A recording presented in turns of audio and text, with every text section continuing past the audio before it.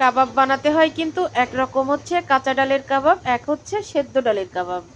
এই আমি কাঁচা ডালের কাবাব বানাচ্ছি এমনি খাওয়ার জন্য। এখানে গরু গোশ একদম কুচি করে কেটে কিন্তু কিমা করে নিচ্ছি, ব্লেন্ডারে করে কিমা করে নিচ্ছি আমি। এখানে 1 পোয়া মুসুরির ডাল, হাফ কেজির মতো গরু গোশ দিচ্ছি, দিয়ে একটু গোশের পরিমাণটা বেশি দিচ্ছি, দিয়ে এখানে হচ্ছে 2 টেবিল চামচ দিলাম আদা রসুন বাটা। আর এটা কিন্তু চা চামচের একটু বড় চামচ। 1.5 চামচ দিলাম হচ্ছে জিরা ধনে বাটা। আর 2 চামচ দিলাম হচ্ছে শুকনা মরিচ বাটা। শুকনা মরিচ বাটাটা একটু কম হয়েছে, কারণ একার পক্ষে এত কিছু করা সম্ভব না। সবসময় একাই করি, কিন্তু করতে করতে কখনো না কখনো তো মানুষ ক্লান্ত হয়ে যায়, হাঁপায় যায়।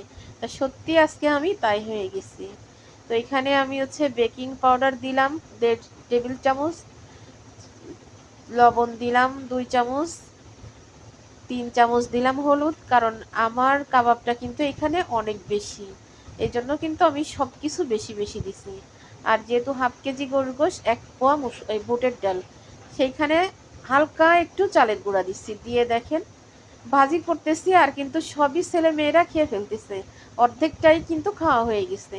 প্রথমেই ডুবো তেল ছিল, এখন তেল কমে গেছে। দেখেন কত সুন্দর হয়েছে, কিন্তু শেপটা যে একদম গোল হয় আমি সে গোল শেপে দিতে পারিনি, কারণ আমি অনেক রান্না করেছি, এই জন্য তারা